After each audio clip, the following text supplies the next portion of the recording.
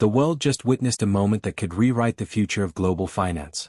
October 2025, Ibrahim Traoré, president of Burkina Faso, made a choice that few dared predict. He rejected an $8 billion IMF rescue package, and unveiled a plan that sent shockwaves through Washington, Paris, and Beijing alike. A plan backed not by loans, but by gold. And suddenly, the world realized, Africa might no longer be asking for help. It might be building something of its own. October 14, 2025. President Traoré walks onto the stage of the West African Monetary Forum. Cameras flash, journalists lean in. The IMF delegation expected a signature, a bailout to stabilize Burkina Faso's collapsing currency and rescue its foreign reserves. But instead, Traoré does the unthinkable. He looks straight into the cameras and says, "We will not mortgage our future for temporary stability. Our gold, our hands, and our people are enough." The hall falls completely silent. Then applause erupts. Within minutes, the dollar-franc exchange rate spikes. Traders in London and New York scramble. Paris issues an emergency statement calling the decision economically reckless. But in Ouagadougou, a different sentiment dominates: pride. The IMF loan on the table wasn't just about stabilization. It included 42 policy conditions. Cuts to fuel subsidies.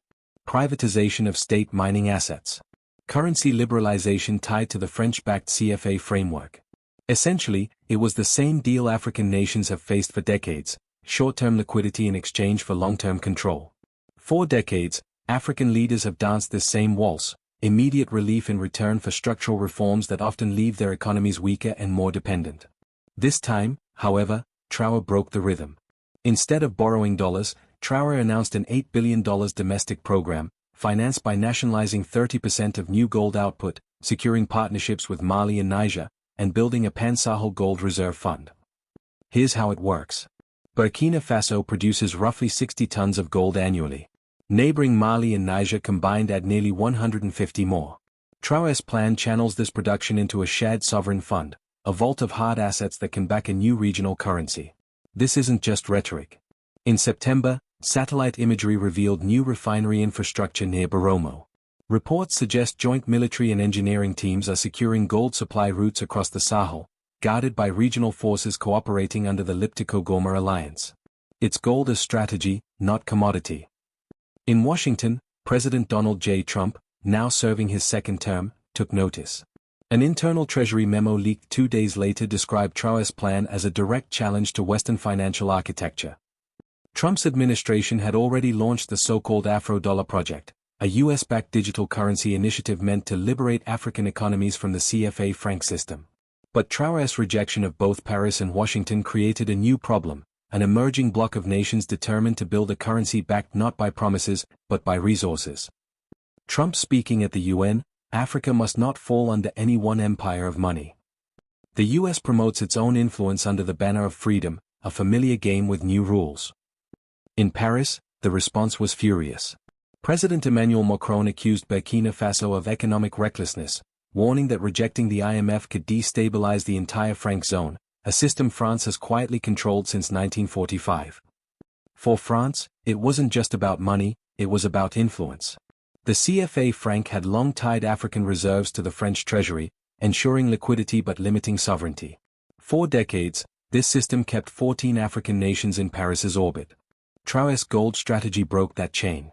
In a sense, Burkina Faso had declared not just financial independence, but post-colonial defiance. Beijing saw opportunity where Paris saw chaos. Days after Traoré's speech, China offered a $3.5 billion infrastructure deal, payable in digital yuan, not dollars. The proposal was straightforward: link African gold exports to Chinese infrastructure imports using blockchain-based smart contracts, bypassing Western banks entirely. To many in Africa, this seemed attractive: quick financing, fewer political lectures. But critics warned that it could replace dollar dependency with yuan dependency. If Washington writes in dollars and Paris writes in euros, Beijing writes in code. Then came the turning point. On October 22, just 1 week after rejecting the IMF, Traoré unveiled something bigger: the African Currency Initiative. For the first time, 20 African economists, 4 central bank governors, and representatives from regional trade blocs met to discuss the birth of a sovereign African currency. Unlike the Afro-Dollar or digital yuan, ACI proposed a currency backed by Africa's own natural resources, gold, cobalt, oil, and agriculture. Money is not just metal or digits, it's memory, dignity, and power. Traore's speech echoed, "We cannot talk about freedom if our money belongs to someone else." Across the continent, this ignited a movement. In Lagos, students carried placards reading "No to dollar chains." In Bamako, farmers' cooperatives pledged to trade only in local or regional currencies by 2026. In Ghana, rallies voiced support for resource-backed monetary union. A young trader says, "We don't want loans, we want tools." A miner adds, "If gold leaves our soil, it should return as schools, not debt."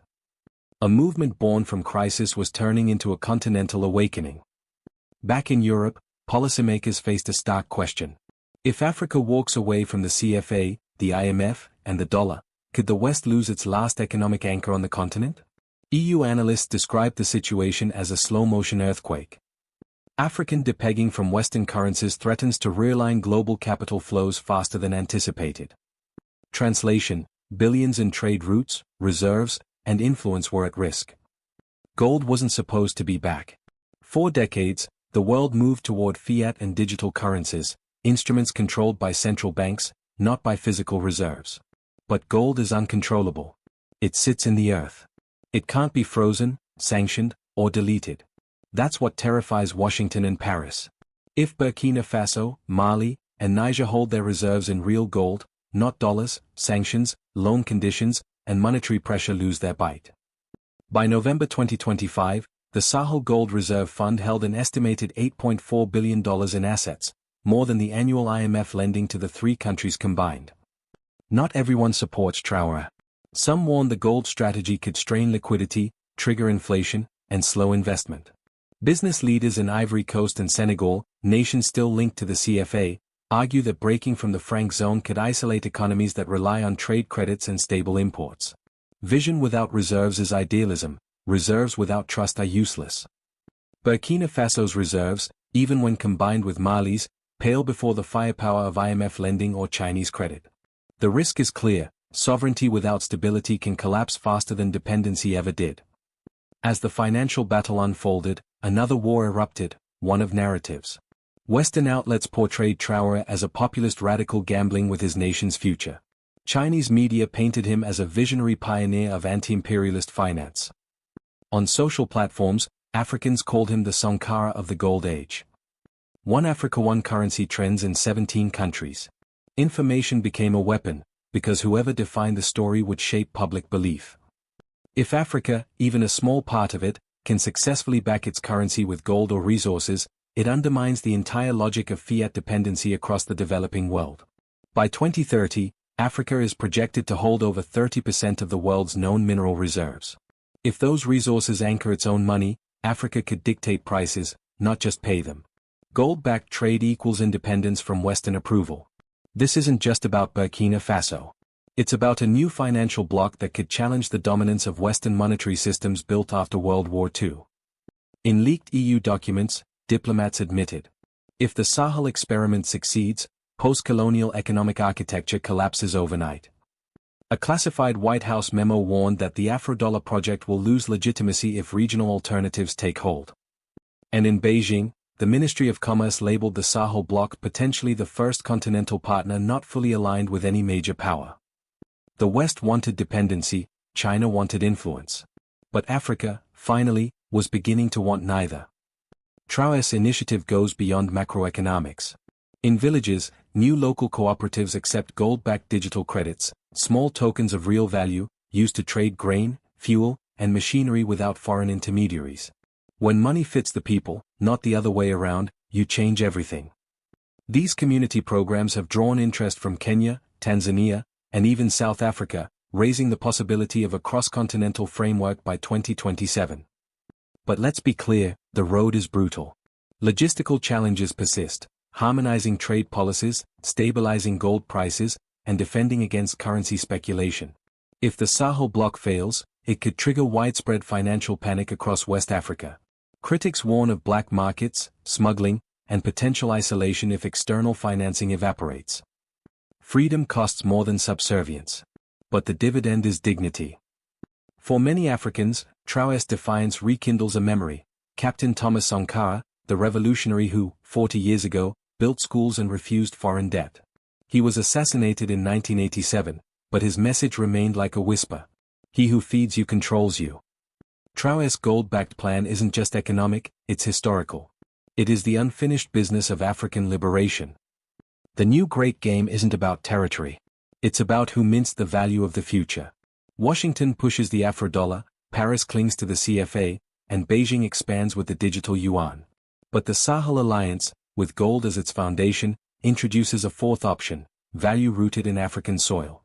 For the first time, Africa is the board and the player. In late October 2025, gold prices surged 11%. African mining shares rallied. The CFA franc, by contrast, plunged 14% in 2 weeks. Investors quietly began shifting reserves into gold and African bonds.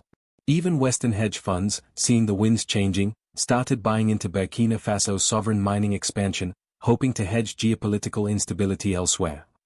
Ironically, the world that doubted Traore's decision began betting on his success. As power shifts, so do tools of sabotage. In October's third week, Burkina Faso's finance ministry faced the most coordinated cyber attack in its history, targeting state-backed gold ledgers and digital wallet prototypes. The timing? Just 48 hours after a major press release about the Sahel Reserve's digital framework. No nation claimed responsibility, but experts called it a digital warning shot, a reminder that the empire of money fights in silence and in code. Ultimately, this isn't just about economics. It's about meaning, whether a nation can exist without borrowing its identity. Traore's gold plan confronts a deep assumption in the world order, that control of money equates to control of nations. By rejecting the IMF, he rejected that equation. That's what truly scares global institutions, not the gold, but the precedent. Africa is not asking for rescue. It is redefining value itself. By late October, 18 African countries had expressed interest in studying the Burkina model. Think tanks in Kenya, Ghana, and South Africa held symposiums on monetary sovereignty in the age of multipolarity. Even the African Union hinted at support for member-led initiatives for independent monetary frameworks. What began as a local crisis now moves toward continental ambition, a silent revolution spreading not through armies, but through ideas. In response, Western allies started pivoting. The IMF offered restructuring talks. France floated the idea of a reformed eco-currency. The US framed new partnerships through sustainable resource credit programs. Same offers. New packaging. But the message was clear, Western powers would not let Africa go without a fight. Burkina Faso begins implementing the early stages of the gold-backed reserve system. Revenues from gold exports fund local infrastructure, with public disclosures showing percentage reinvestments in education and energy. International observers soften their position. What was dismissed as populism begins to look like policy. The impossible is becoming instructive. October 2025 may be remembered as the moment the developing world stopped asking for rescue and started asking for respect. Ibrahim Traoré's rejection of the IMF was more than economics, it was a declaration of dignity. Gold may glitter, but what it represents is far more valuable, proof that financial sovereignty is possible, even for those told they could never have it. From the dust of the Sahel, an idea is rising, that the quietest act of defiance can spark the loudest change. When gold replaces debt, and courage replaces permission, the world won't just watch Africa, it will have to follow it. Share this video. Subscribe for more global analyses and weekly briefings from across the geopolitical map. Because the world doesn't shift with explosions, it shifts with decisions.